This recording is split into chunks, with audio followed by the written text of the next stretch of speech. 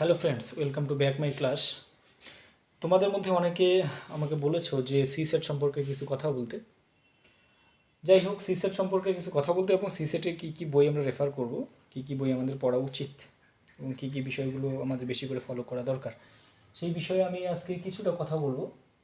এখানে বোর্ডে লিখে রেখেছি আমি অ্যাবাউট সিসেট। সিসেট সম্পর্কে অ্যাট ফার্স্ট আমাদেরকে জানতে হবে যে সিসেটটা তে নোটিফিকেশন হিসেবে কী বলা আছে।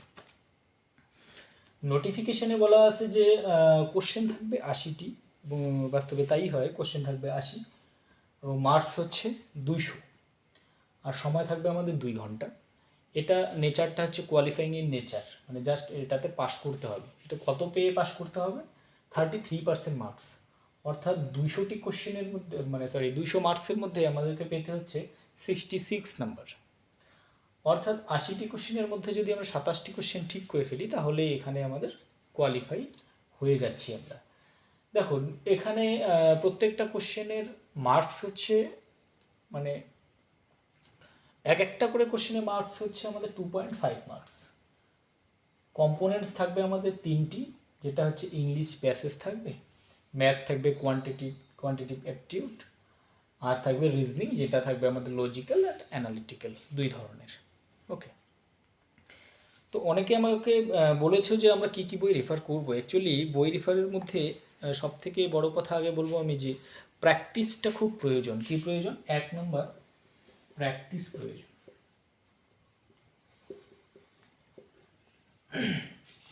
এবার নোটিফিকেশানে আরেকটা কথা বলা থাকে যে এই যে আমাদের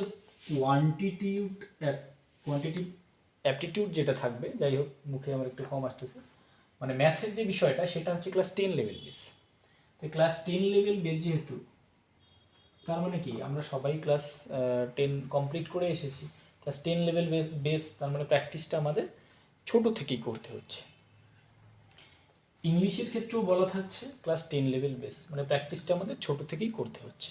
সবার প্রথমে আমি বলবো শুধু প্র্যাকটিসের জন্যই সিস্যাটটা খুবই মানে সিস্যাটের জন্য প্র্যাকটিসটা খুবই জরুরি। ওকে, তাছাড়াও আমরা ক্লাস 1 থেকে 10 পর্যন্ত কী করে এসেছি আমি জানি না, তাই না? সবার মধ্যেই একই ব্যাপারটা হয়ে থাকে। সেক্ষেত্রে কিছু কিছু বই আমি রেফার করতে পারি। অনেকে অনেক ভিডিওতে বলে থাকে বা অনেক হিন্দি মাধ্যমের ভিডিওগুলোতে আমরা দেখি যে সেটা কিছু ব্যাপার না, সিসেট কিছু ব্যাপার না, এমনি এমনি হয়ে যাচ্ছে। তো না, আমরা বাঙালি, আমাদের ক্ষেত্রে এমনি এমনি সম্ভব না। আমরা সব কিছুতেই ভয় পাই। ভয়ের জায়গায় আমরা ভয় পাই না, কিন্তু ভয় পাওয়ার জায়গা যেগুলো নেই সেগুলোতে আমরা বেশি ভয় পাই। তাই আমি প্রথমে তোমাদেরকে একটা কথা বলবো যে যেহেতু আমি ম্যাথের, তো ম্যাথের ক্ষেত্রে ম্যাথ থেকে আমি প্রথমে শুরু করতেছি। ম্যাথের ক্ষেত্রে যেটা আমরা দেখব যে এই বইটাকে ফলো করলে আমরা অনেকটাই উপকার হই, কারণ এই বইয়ে যতগুলো যতগুলো চ্যাপ্টার আছে সব চ্যাপ্টারগুলোই কিন্তু সিসেটের জন্য একদম উপযুক্ত। ঠিক আছে, প্রত্যেকটা চ্যাপ্টার। যেমন এখানে বলছে নাম্বার সিস্টেম, হ্যাঁ সিসেটের জন্য আছে, তোমরা নোটিফিকেশনে দেখে নিতে পারো। তারপরে নাম্বার সিরিজ এটাও আছে, এইচসিএফ এলসিএম এটাও আছে, সিম্পল অ্যান্ড ডেসিমেল ফ্র্যাকশন এটাও আছে, square root and cube root এটাও আছে, মানে প্রত্যেকটাই এখানে আছে। এখান থেকে যে বিষয়গুলো নেই সেটা বলতে গেলে এখানে যেমন percentage, profit and loss, discount, simple interest, compound interest, দেখো সবই করতে হবে, কারণ আমরা 5 to 10 পর্যন্ত, আপ টু 10 পর্যন্ত ধরে নিচ্ছি, 1 to 10 পর্যন্ত আমরা কিন্তু এই ধরনের অঙ্কগুলো করে এসেছি সব। তো যেহেতু এখানে বলছে 10 লেভেল বেস, তাই এগুলো আবার আমাদেরকে ঝালিয়ে নিতে হবে, এটাই জাস্ট। তো এখানে আমাদের করার মধ্যে এক্সট্রা যে জিনিসগুলো আমাদের করতে হয়, যে ডাটা টেবিল, এই জিনিসগুলো ডাটা টেবিল, তারপরে হচ্ছে পাই চার্ট, বার চার্ট, খুব বেশি বেশি করে কোশ্চেন আসে এগুলোতে। ডাটা সাফিসিয়েন্সি, খুবই বেশি বেশি কোশ্চেন আসে, ঘুরিয়ে ফিরিয়ে কোশ্চেন আসে।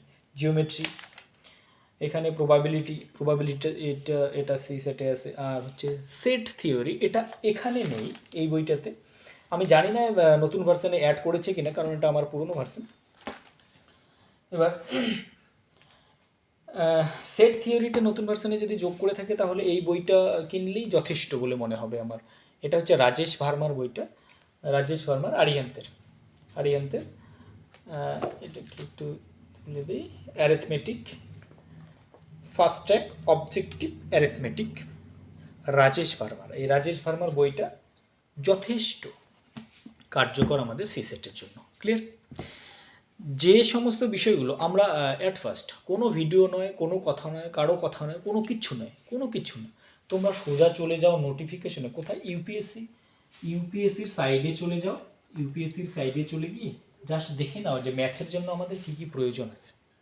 ওখানে দেখো ম্যাথের জন্য বলা আছে ডাইরেক্টলি কোয়ান্টিটিউড অ্যাপটিটিউড, এই ধরনের কথাগুলো ডাইরেক্টলি বলা আছে। কিন্তু ব্যাপারটা হলো কি, তার মধ্যে কি কি পড়ছে এটা একটু খুঁজে নাও, একটু খুঁজে নিয়ে বের করে দেখো যে এই বইটার সঙ্গে হুবহু পুরো মিলে যাচ্ছে, পুরোটাই প্রায় মিলে যাচ্ছে। ওকে,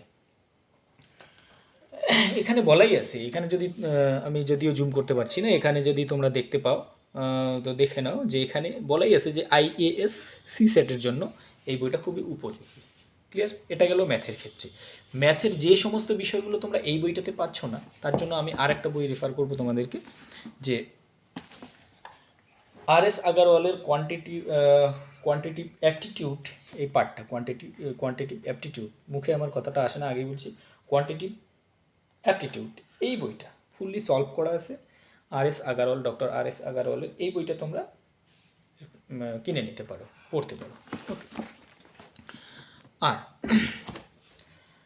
আর আমি কি বললাম যে কোনো ভিডিও নয়, কোনো কারো কথা নয়, তোমরা ডাইরেক্টলি সাইডে যাও, সাইডে গিয়ে দেখো, কারণ ভিডিওতে বাড়িয়ে কথাগুলো বলা থাকে, এতগুলো কথা আমাদের শোনা আমাদের পক্ষে সম্ভব নয়। এবার রিজনিংয়ের জন্য যে বইটা আমি নিজে পড়ি পার্সোনালি, আমি জানি না কাকে কীরকম মনে হবে, অনেক মোটা বই একটা, কিন্তু এখান থেকে বেছে জিনিসগুলোকে পড়তে হবে। Doctor R S. আগারওয়ালের verbal and non verbal reasoning, এই মোটা বইটা সম্পূর্ণ নয়, বেছে কিছু সাফিসিয়েন্ট পার্ট আমাদেরকে পড়তে হবে। ঠিক আছে, পার্টিকুলারলি কিছু পার্ট আমাদেরকে পড়তে হয়।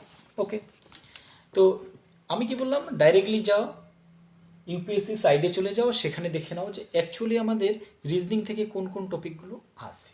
ওকে, যেমন এখানে যে বিষয়গুলো আছে যে আমাদের লজিক্যাল সিকোয়েন্স ওয়ার্ডস, তারপরে ডাটা সাফিসিয়েন্সি, ব্লাড রিলেশন, তারপরে কোডিং ডিকোডিং, ক্লাসিফিকেশন, এগুলো সবই আছে আমাদের ইউপিএসসি সি সেট। ওকে, তাই আমি এই বইটাকে খুব গুরুত্বপূর্ণ বলে মনে করছি। নেক্সট যে কথাটায় আমি আসবো, যে এখানে আরেকটা বিষয় আছে যেটা হচ্ছে ইংলিশের জন্য নির্দিষ্ট আমি কোনো বই রেফার করিনি, আর কোনো বই আমি বায়ও করিনি, কোনো বই আমি কিনিও নি। তো ইংলিশের জন্য যে কথাটা বলবো, ইংলিশটা থাকছে কোথায়? 10 লেভেল বেস। তো যাদের গ্রামাটিক্যাল দিকটা দিয়ে যারা উইক, তারা ক্লাস 10, 9, 10-এর যে কোনো গ্রামারকে তোলো এবং দেখে নাও। আর হচ্ছে যাদের রিডিং স্কিলটা খুব উইক, তারা রিড করা শুরু করো, আলটিমেটলি হয়ে যাবে আমাদের রিজনিং পার্টগুলো। ঠিক আছে, রিজনিংয়ে যে বিষয়টা থাকে সেটা হচ্ছে প্যাসেজ। এই যে যেমন ইংলিশে কী থাকে, প্যাসেজটাই সাধারণত বেশি, সাধারণত মানে সবগুলোই প্যাসেজই থাকে। এবার অনেক বড় একটা প্যাসেজ দিয়ে দিল, এখান থেকে তোমাকে কোশ্চেন দিয়ে দিল, তোমার কোশ্চেনটাকে সলভ করতে হবে। তার মানে আমাদের রিডিং স্কিলটাকে ইমপ্রুভ করতে হবে, রিডিং স্কিলটা জানতে হবে। তার জন্য সবার আগে আমি যেটা বলবো যে তোমরা নিউজ পেপারকে রিডিং করো, নিউজ পেপারটাকে পড়তে হবে, এবং কারেন্ট অ্যাফেয়ার্সের ছোটো দিকগুলোকে আমাদেরকে কিন্তু মাথায় রাখতে হবে। ছোট্ট একটা জিনিস নিউজ পেপার থেকে তুলে দিয়ে বলে দিতে পারে, অথবা ওটাকেই বারবার ঘুরিয়ে ফিরিয়ে ইকোনমিক দিক দিয়ে, জিওগ্রাফিক্যাল দিক দিয়ে, এনভায়রনমেন্টাল দিক দিয়ে, বিভিন্ন দিক দিয়ে যে কোনো ধরনের ছোটো আমাদের প্যাসেজ চলে আসে। কোথায় চলে আসে? She said. ওকে, ইংলিশের জন্য নির্দিষ্ট কোনো বই আমি রেফার করছি না, কারণ আমি নিজেও ইংলিশের জন্য নির্দিষ্ট কোনো বই পড়ছি না। ওকে, আশা করি তোমরা বুঝে গেছো যে আমি অ্যাকচুয়ালি কী বোঝাতে চাচ্ছি। চলো আজকের জন্য এতটুকু, নেক্সট ডে দেখা হচ্ছে আরও নতুন কোনো ভিডিও নিয়ে। চলো টাটা।